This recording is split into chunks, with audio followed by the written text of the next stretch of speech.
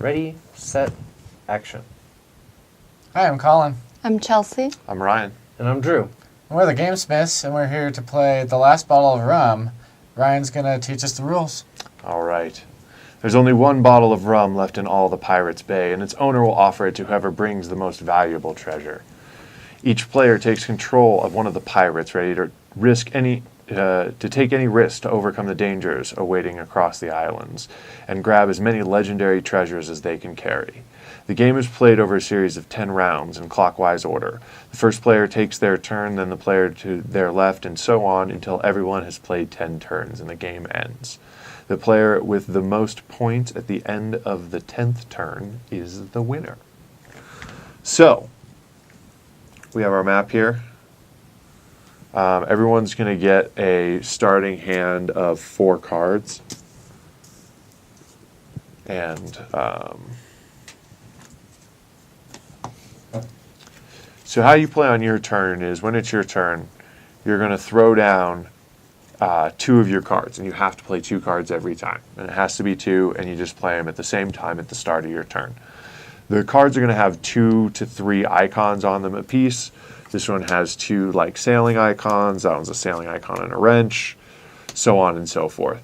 So depending on what you play, which cards you play, those are the number of actions you can take on your turn, or those are the actions you can take on your turn. So if I were to play these 2 cards, I would get 6 actions that I would take. And if I were to play these 2 cards, I would only get 4 actions. The actions are as follows. And you can look, if you look at the back of each card, it has one of each of the icons on the back. So at the top, there's the sailing icon. That means move. For each one of those icons that you have, you can move your ship. So we'll go over this real quick.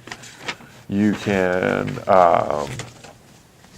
move your ship. If you move on to one of these tiles that haven't been flipped over yet, you flip it over. If it has a barrel symbol on it, you will immediately collect 1 resource. And these are the resources. We should probably keep these probably off your mat, and then have the ones that you collect on your mat. So if you sail to one of these tiles, you end your turn there, you flip it up. If you move on to it. So if I'm going to move like 3, I can move 1, 2, 3, and I'd flip up both of these tiles. If either of those tiles have a barrel icon on it when we flip it up, I'll take one of those cubes and put it onto my character sheet here.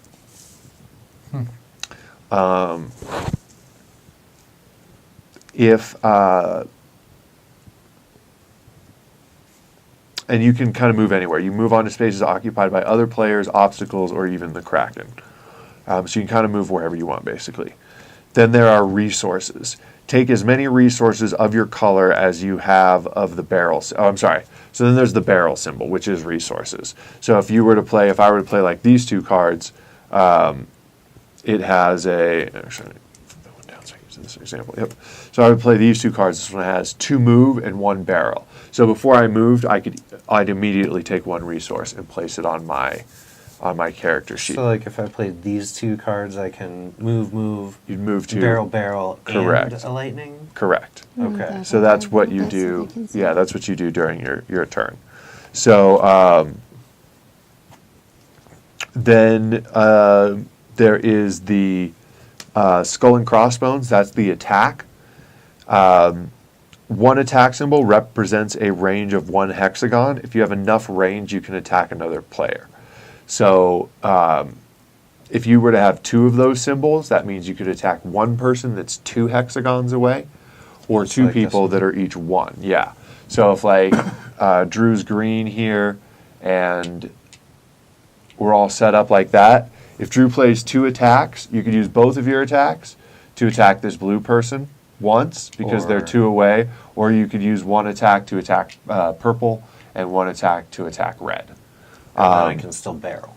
Right, and you'd still barrel. So you'd collect 1 resource immediately and then kind of decide how you wanted to attack. Okay. If you decide to attack, and you can't hit the same player twice, so you couldn't, say, use both of them to attack red twice. Okay. So like I was saying, red and purple, or just blue, since blue's 2 away. Once you decide, here's that. Once you decide who you're attacking, roll the die. If you get a 1 or a 2, you fail. Your cannonball falls in the water. If you get a 3 or a 4, you hit. You draw a damage card and you give it to the person you're attacking. Let's say you're attacking Chelsea. So you deal 1 to Chelsea and it goes on to there. And we'll get to what that does in a second. If you roll a 5 or a 6, then you are you draw 2 damage cards and you give the one that you want. You basically pick the worst one and give it to Chelsea, kind of thing like that. Whoever you're attacking. Or whoever, yeah, right. Target Chelsea. So if damage is, we already did that. So then you have these negative effects. So overloading, you can only carry 1 treasure. Normally you can carry 2. As long as you have this damage, you can only do 1. We'll get to how you get rid of the damage in a second. Which ones are the treasures? These Those The ones. blue ones These there ones. that are Okay. treasures. There is repair, the wrench symbol. You can remove 1 cube from the damage. Oh, I'm sorry. That's the other thing. Is when you get the damage, you put 2 cubes that's on it what to those mark those squares are spots. for. Yeah, I Okay, forgot. great. You don't put them on, you take them off. So you put 2 cubes there to mark the spot, and then you can pay 1 wrench to remove one of these. Once both of them are gone, you discard the card and you're not damaged anymore. And you Cool. can go back to carrying 2 treasures.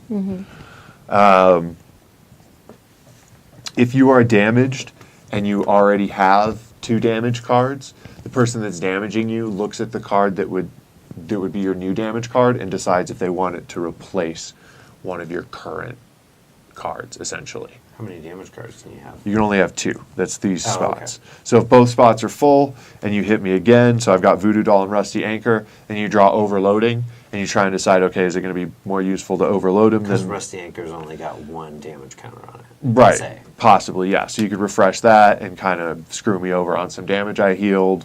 Or if they're both full damage, then you can decide, okay, do I want to keep his hand down to 3 cards, or do I want to say he can only carry 1 treasure? Okay. You get to decide, if you want to replace what's going on there.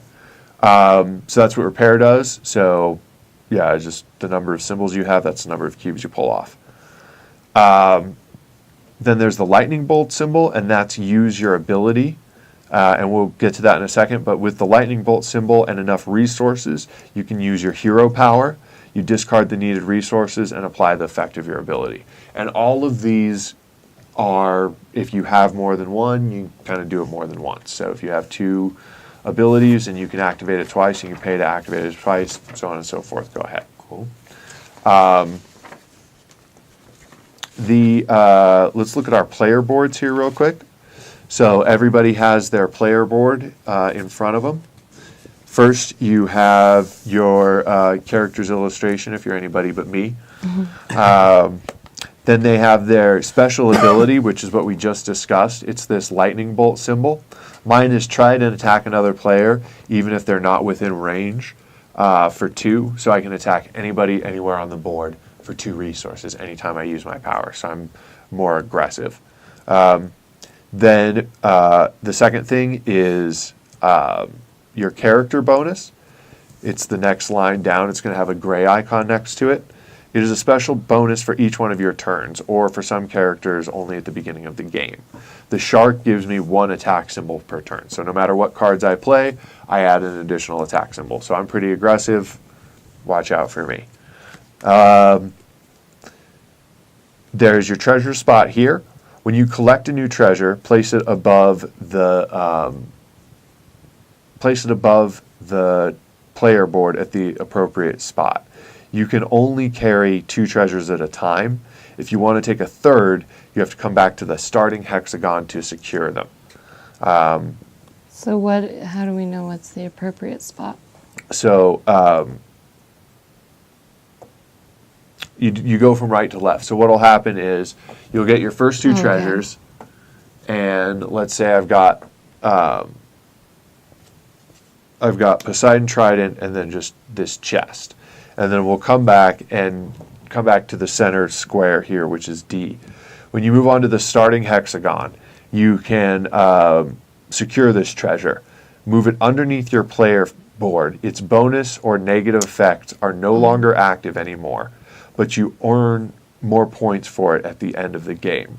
So if the game were to end right now, I would get 7 points, 4 for this treasure and 3 for this treasure. And my Poseidon Trident would give me +1 attack every turn. So I'd be at 2 attack every turn. If I decided to come back and secure the treasure, then I could put this Poseidon Trident under there. And now when the game ends, I'll get +1. So this would be worth 5 points now instead of 4 because I secured it here. Oh, because you're like going back and burying it. Right. And now I can take another treasure on here in my third slot. And so on. So,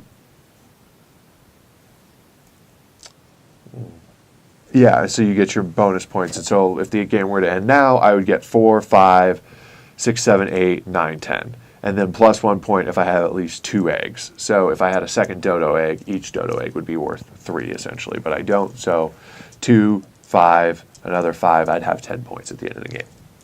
Okay. Damage cards we've discussed, maximum 2 per player. If a targeted player already has 2 damage cards and gets attacked a third time, the active player who is attacking decides whether or not to replace the card with a new one.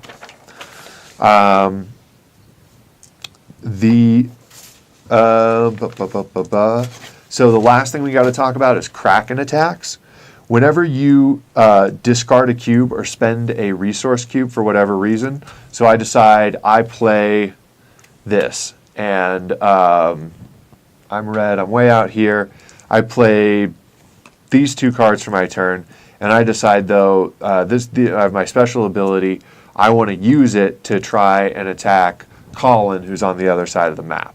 So I'm going to spend 2 of my resource cubes and my lightning bolt here action to attack another player even if they're not in range.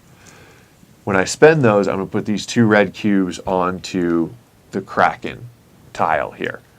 And anybody, as everybody else spends cubes, you'll do the same, and this will pile up. And then eventually the kraken will attack. That's one thing I forgot to point out here. Here's our turn tracker.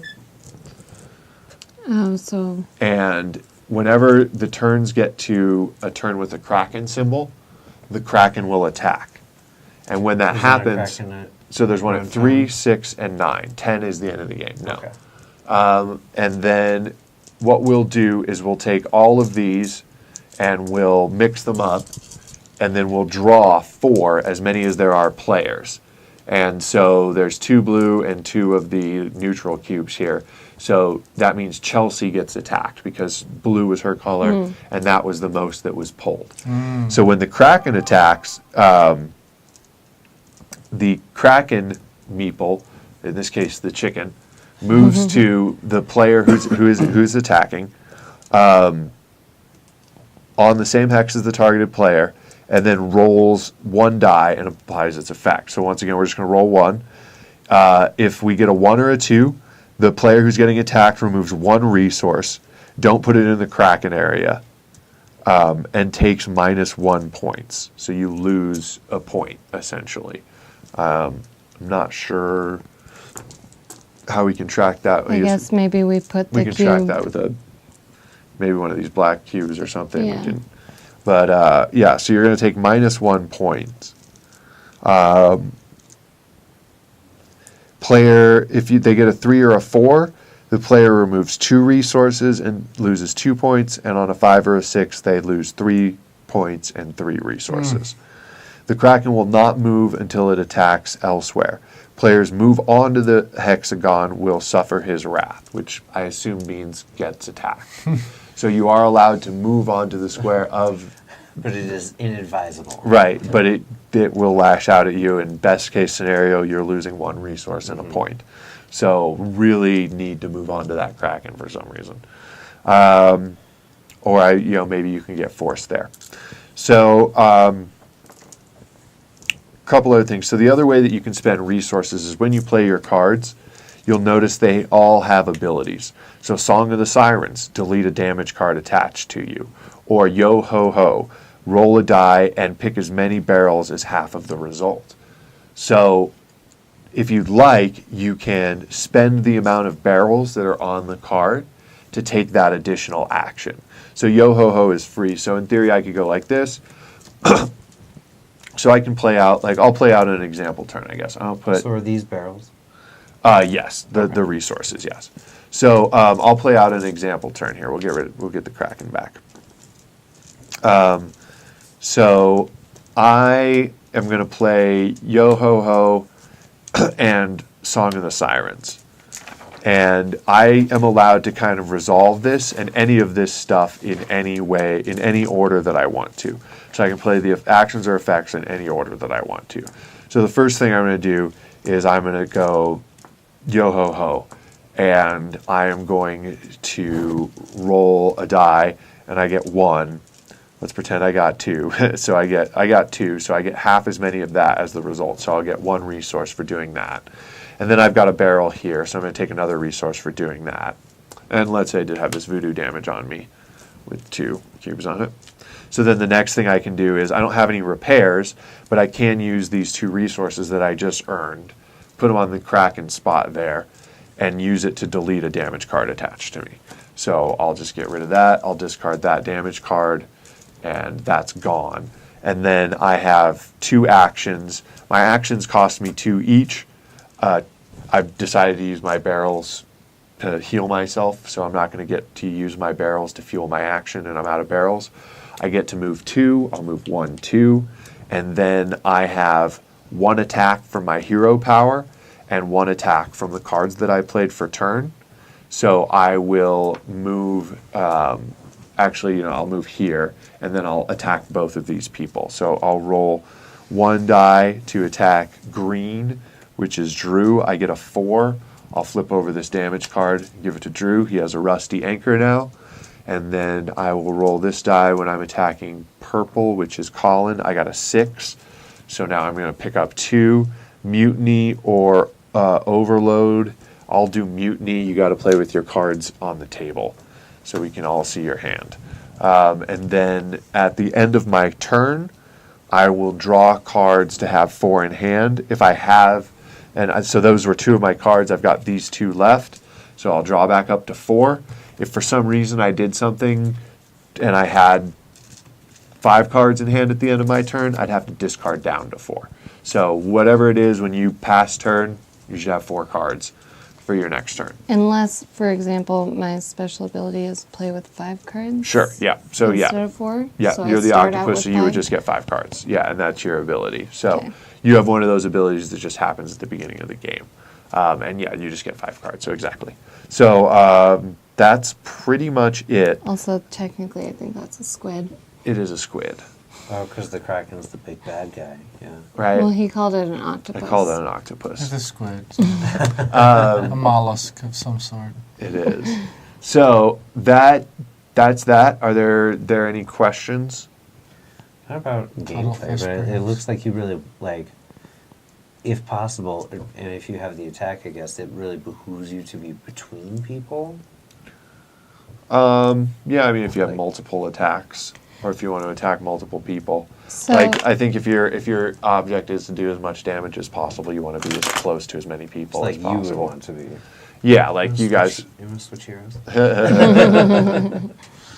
and then, so every tile you go over, you flip over?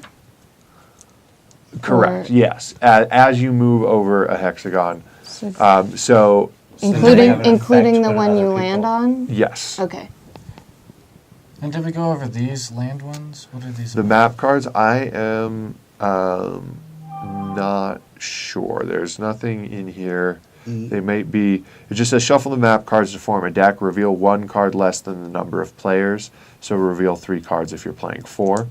But we it did doesn't that. say. So I don't know if it's related to a. I don't know if it's related to like one of these cards down here, or if playing one of these cards lets you interact with a map card or something like that. But there's nothing in there explicitly. Same with the treasure cards. I'm assuming there's. Yeah, I was wondering about this because these have been in front of me and I've been interested. Oh, okay, so hold on. It must be. So how to collect a treasure. Simply move onto the same hexagon as a map card, and you can, but don't have to dig it up. Take the treasure card and place it on the appropriate slot on your player board and remove the map card. Sorry. So, for totally spaced example, that out. if you flipped Perfect. it over and it matched, so this one matches this one. Right, so that So island then you matches would that get card. to take that. That just means there's a treasure on that island. Oh. So let's just say let's just say, for example, our So for board this looked game, like there are this. treasures on those 3 shapes of islands.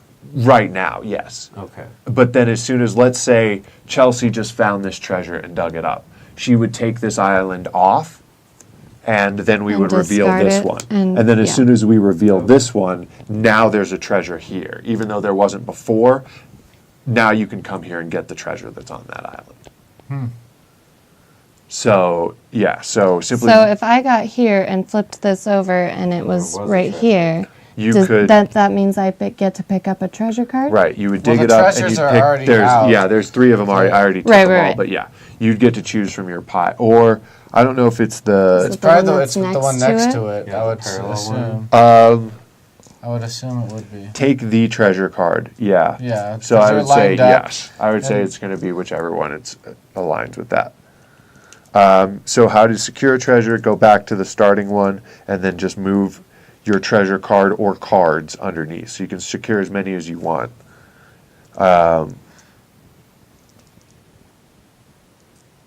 What happens if a new treasure is revealed on my hexagon?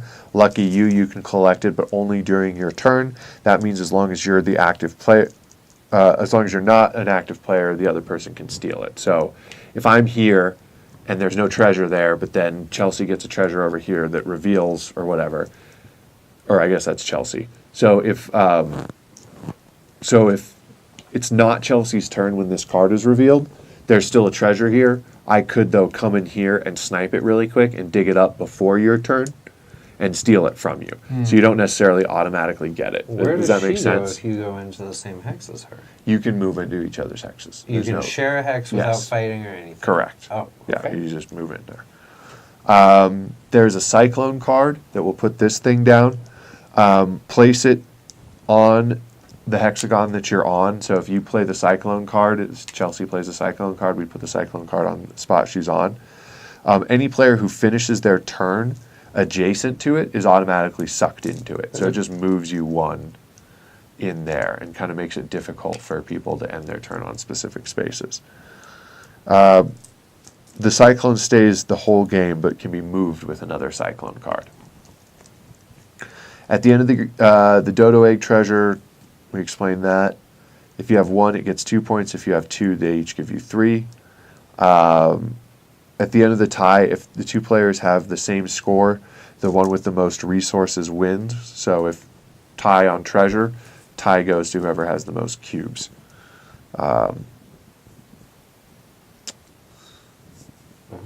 That's interesting. An inactive player cannot end up with less than 2 cards in their hand. That means if the active player is targeting them with a power or a card that would cause them to discard, they can ignore that effect. So you always will have at least 2 cards on your turn. And the first turn, nobody can attack or use their character ability.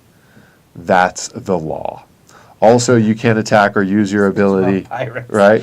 This is pirate law. Also, you cannot attack or use your ability against a player who is on the starting hexagon. And that's this specific on this island. Okay, but So it's a if safe my zone. ability is play with 5 cards in my hand, so I You start with 4, 4, and then I guess you then get on 5 my on next the turn I second get turn. 5? Yeah. Okay. And then finally, obstacles are monsters. Start the game with 3 resources more. And you can't put any obstacles or monsters on the starting hexagon either. Yeah, Colin's ability is start the game with Oh, I'm 3. sorry. I'm sorry. That is your passive. You can't use the one with the lightning Oh. bolt. Ah, Okay. okay. Yeah, sorry. Okay, so that's that. Sorry, I forgot to go over that. So yeah, the treasure. So any other questions? Nope, that was No? what I was most concerned about. Yeah, sorry, Since that was totally. over here, and Totally spaced that I think out. that's a decent part of the game. It is. That was my bad. So, okay, so that's that. And thanks a bunch. We'll see you in the game. See ya.